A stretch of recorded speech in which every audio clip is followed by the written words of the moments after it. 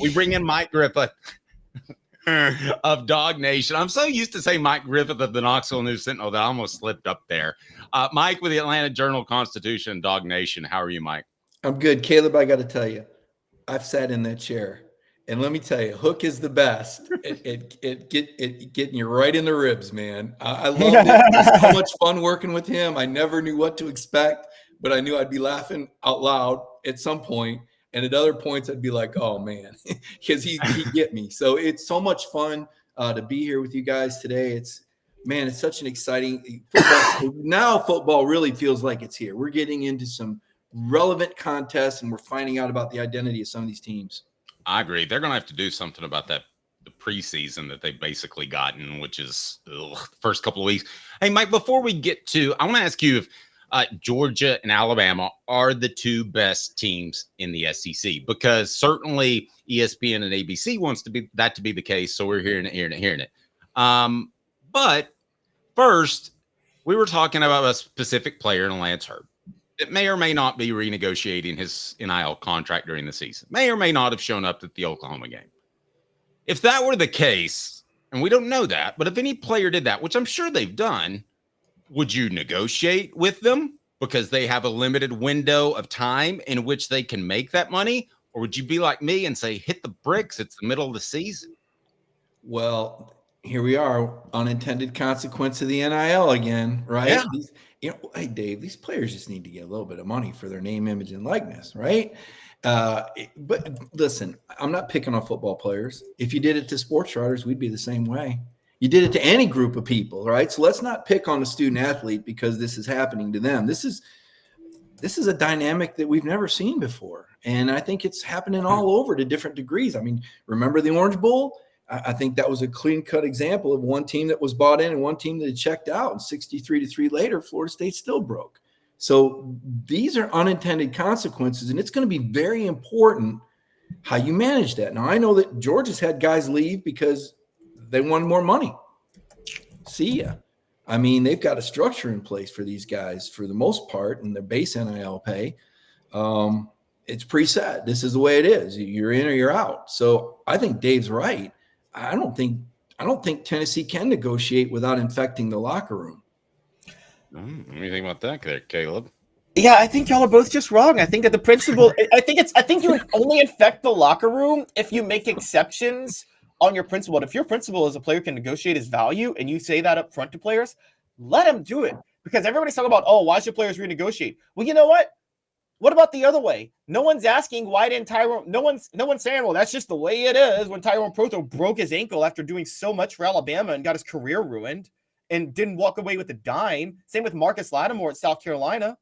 So wait a minute, Dave. There he goes. Yes, you need to teach Grasshopper better. These are some bad arguments, Caleb. Yes, you negotiate, but you have a window to negotiate. And if you extend that window into the season, that's a huge distraction.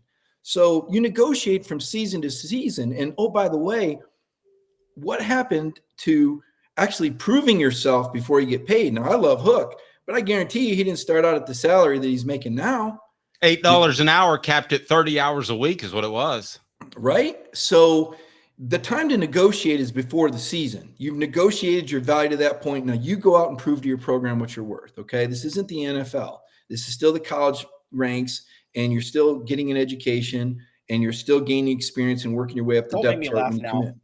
Right. So let's dig a little deeper here than you should negotiate. And as for what happens when he breaks his leg, have you ever heard of Lloyd's of London? It's a purchase you make before the season based on your value. If you were going to be a great player, you can get a multi-million-dollar policy. And listen, I'm sure at some point you played football just like Dave did and I did. When you put the pads on, you know what you're doing? You're not going out there to, play on a trampoline by yourself. You're going to get hit, man. There's risks that come with this, Caleb. So you can't take this pity party route that, oh, well, he's got to get what he can. Does that mean holding up an entire team and locker room? Does that mean putting a fan base in suspense and alienating these same people that paid money, donated for you to be here, built these facilities? You really think that a kid should do that, Caleb? if you got the leverage, one, it's not the same as the NFL. You're If right. you got the leverage, if you got the bomb, should you blow up the world or hold the world Hold for on, ransom? hold on. I mean, my gosh, what are you going to take this world over? He's not in What, politics. what I'm saying, Mike, is that I don't know who's in charge right now. What I'm saying is that it's not like the NFL. You're right. You're on very limited time to make your money. And so it's not like you could say, well, I'll prove myself this season and come back next season. You may not have a next season. Because again, you could be a senior. You could be looking to go to the NFL the next year. Get your money now. Get it. Nobody else cares. And everybody else involved in football is allowed to go get their money immediately. Coaches can flirt with other jobs every single year to get bigger contracts. I'm feeling a generational argument being made here. Is this a generational thing? I don't know. Let's talk football. The poll question is up. Brought to you by Hound Dogs of Knoxville. Champions look good in orange. Go to hdknoxville.com. The poll question is this: Caleb wants to renegotiate his contract? ? Yes, defeat his gambling problem. No, he's a good person. Right now, Caleb, where do we stand? Let's see.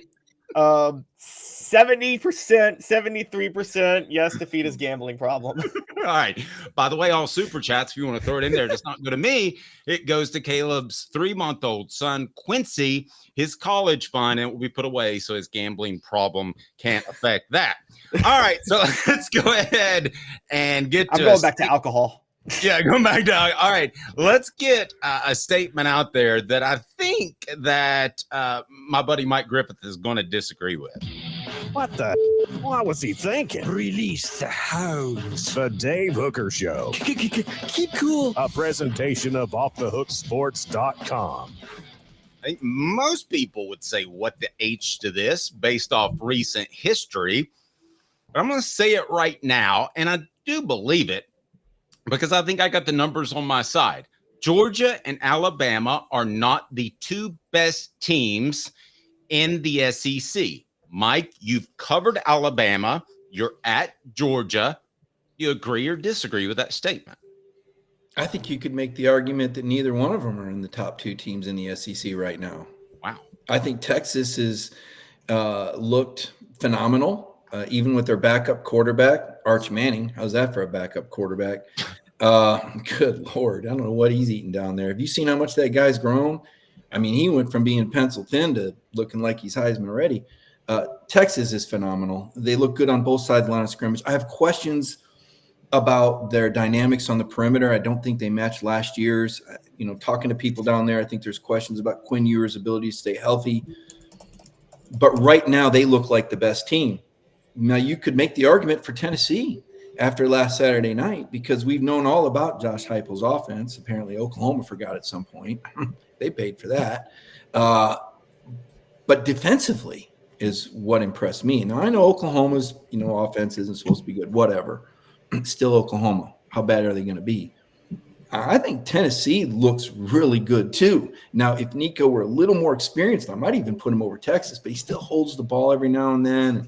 Ball security. He's going to play better teams. They're going to get to him faster. He's going to have to accelerate, take another step for Tennessee to perhaps win a championship this year. So in Georgia, we're kind of relying on, Kirby will get it done because he always has. And you saw the star ratings on these guys. And we've seen flashes in the second half against Clemson, but you could make that argument for that 2-3 spot if you're Tennessee. So I think, who knows, this could ultimately be a play-in game for the playoff. I'm not sure that if Georgia loses, that they couldn't lose another one, and maybe not play in the SEC title game, or if Alabama loses, maybe they could lose 2 or 3 this season. So this could have future implications. Well, it will have future implications to some extent on the college football playoff. But I'm saying even beyond that, we might look back at this game and say, boy, the winner of that game was the last SEC team to get into the 12-team playoff field. Yeah. So, Mike, I wanted to dive in on a couple. I actually want to dive in on Alabama more because Georgia, I know they struggled with Kentucky 2 weeks ago, but I feel like they've been doing this for 3 years where when they're playing a lesser team, they're like, we'll turn it on. We'll go win the game when we need to win the game. Alabama, I said that Jalen Milroe would not be a fit for Kalen DeBoer's offense. I've been proven wrong so far. But have I been proven wrong in the sense of Jalen Milroe's first read and run, being able to torch people on the ground, proves me wrong, or is it that he's just played a lot of slow defenses to this point? I think the competition levels is definitely a factor. I also think Ryan Williams is a factor. I mean, when you got a guy like that, I mean, holy cow, that Alabama receiver, and he's only 17 years old. Yeah, he's been a big factor for Jalen Milroe as much as Kalen DeBoer, just like Michael Penix was a big factor for Kalen DeBoer. I mean, you know, Kalen DeBoer is living the good life. I mean, let's face it. Yes. It gets, you know, and to be fair, he brought Penix with him from Indiana. And if we're going to go back even further, he went to Indiana because Tennessee pulled a scholarship because what's that head coach's name up at Western Kentucky, the offensive coordinator? The one who was Tyson Helton? Yeah, Helton, right. Because I'll never forget Jeremy telling me, you know, well, Coach Helton says we're doing this kid a favor. He can't play in our offense. Nobody managed to do pretty good at Washington, and now he's with – but reeling it back in, Dave, I just feel like that Milroe is the intangible. He was last year. They won the SEC championship game because Jalen Milroe made plays and Carson Beck did not. Yep, that's pretty hard to argue with. Let me ask you this: as far as the rankings that you would have them, and then I want to get into more of a preview of the game and how you see it shaking out, in particular the Georgia-Alabama game. But if you had to rank with a gun to your head who you think the top 4 or 5 teams will be at the end of the season when the college football playoff is taking a peek at these teams, not where they are necessarily right now, but who will be how will the ranking shake out?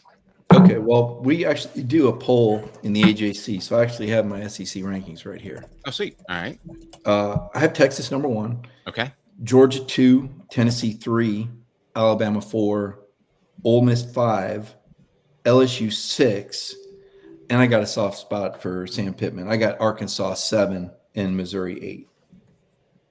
Okay. So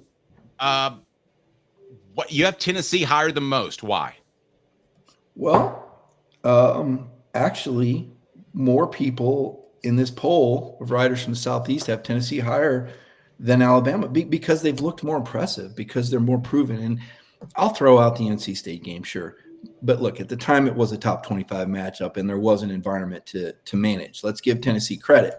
You know, they played well. It's not their fault that NC State's who knows what's going on over there. But Tennessee's win at Oklahoma, that was a big game environment. Alabama's win at Wisconsin was, you know, $5 ice cream cones and people leaving. I mean, their backup quarterback couldn't hit the broadside of a barn.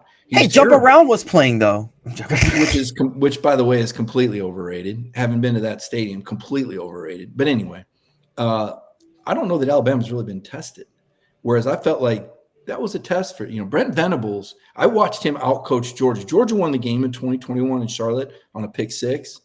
But Brent Venables and that Clemson staff outcoached Georgia in 2021. Brent Venables is a very, very good coach. And that environment was a tough one. So I think it's an easy argument to this point that Tennessee's been better than Alabama. All right, let me ask you this. Keys to the game. Everybody will be watching the Georgia-Alabama game, and it's early in the week, so if you don't have a pick, I understand. But what will you be keeping an eye on? Georgia's ability to run the ball. If Georgia can run the ball, that's what's going to turn loose, you know, Carson to throw the ball deeper downfield. Otherwise, they're going to play a high percentage field position game. I think that's pretty familiar to a lot of Tennessee fans. We've seen that before with really Tennessee teams, talented Tennessee teams under Fulmer. They're going to try to just wear you down. They're going to try to pound you. They're going to try to stay on the field. They're going to try to flip the field. They're going to use their special teams. Georgia may have the best special teams in the country. They're going to try to use their special teams and their consistency on offense to wear you down. And then defensively, they're not giving up the big play. Not only, you know, is this a team that has a touchdown scored on them, they're the only team left in the nation, but they don't give up big plays. And so the chess match is this: can Georgia run the ball effectively and keep Milroe off the field? Conversely, can Alabama hit the big plays downfield? Because I don't think they're going to be able to piece together long touchdown drives. If that makes sense. Does. Mike, you're golden. How do people follow your work? At Mike Griffith 32 on Twitter, AJC.com. or dognation.com. All right, buddy. We'll see. Let's Go ahead, go. Sorry, I just wanted to address the poll question before we go, because guys, the poll question up here says are Alabama and Georgia the top 2 teams in the SEC? Yes. Georgia is, Alabama isn't. Alabama is, Georgia isn't. Neither are top 2. The plurality says Georgia is, Alabama isn't. Second is neither are top 2. All right. So if you had to go with that, if you had to vote on that poll question, Mike. I'm going to give Georgia the edge over Tennessee to this point. And obviously that's going to, it could change Saturday night. Tennessee's idle, of course. But right now I'm keeping Georgia over Tennessee only because of Nico's inexperience. He's dynamic. He's brilliant. I bet every team in the nation would trade for this guy in terms of what he brings for the next 2 or 3 years, perhaps, maybe a Heisman Trophy. I mean, this guy is the real deal. But he's still a little inexperienced, and he hasn't maybe been tested in terms of having to maybe come from behind in a really difficult situation. I think Heupel's done an unbelievable job of protecting him. That's the only factor right now. And if Georgia wins, then obviously they distance themselves a little bit. But Tennessee's right there. I mean, they're in the top 3 in the league easily. All right, buddy. Have a blessed day. We'll talk to you soon, and I'll give you a shout, and I'm going to get Caleb a lozenge. Thank you. Thank you, Mike. I appreciate that. He is awesome. Mike Griffith does a great job. Again, I would follow him on the Twitter and beyond. We appreciate Mike for making some time. Does it surprise you at all that Tennessee is considered by a lot of people, according to the AJC, and I haven't seen that poll, so I'm taking Mike's word for it, that Tennessee is, by some people, thought to be the 2nd or 3rd best team to Texas and arguably Georgia right now? No, it doesn't, largely because I think people are genuinely, me and you aren't, but Saturday was the first time that what we have been saying about Tennessee's defense was on display for the national media to see. And yep. I think they dismissed it with NC State. They're still kind of dismissing it with Oklahoma, but it's part of this is the 3 top 25 teams Tennessee's played dating back to the Citrus Bowl last year are the 3 worst offensive top 25 teams, I think, ever, honestly. But that's still 3 top 25 teams that they shut down with their defense. So that's where I think that's coming from.